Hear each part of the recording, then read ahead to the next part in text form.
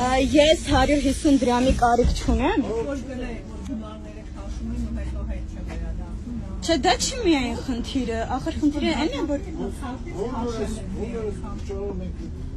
հեսա օրերից մի օր կասեն բոլորդ օքեյ եղեք, որ սահմանադրությունը փոխենք, դե փոխեք։ Հարգելիս, դուք իրավունք չունեք, օրենքի որևէ կետ չկա։ Ձեր պարտականությունները ես էլ գիտեմ, եմ ասված։ Դուք իրավունք չունեք ինձ վրա նախ բղավելու։ Երկրորդ, դուք իրավունք չունեք ձեր գործը թողած ուրիշ բաներով զբաղվելու։ Քշեք ձեր մեքենան։ Այո, ունեմ, որովհետև ես բոյկոտում եմ։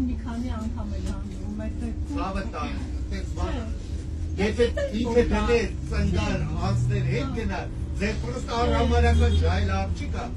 իրանել օնլայն հենց հիմա նայում է, նա չի կարել։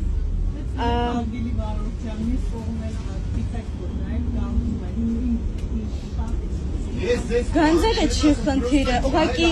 առհամարի առավոտ 5-ից ռուլին նստած է։ Դուք դրա համար աշխատավարձ եք ստանում, հարգելիս։ Օրենքը ձեր համար հստակ աշխատավարձ է սահմանված օրենքով։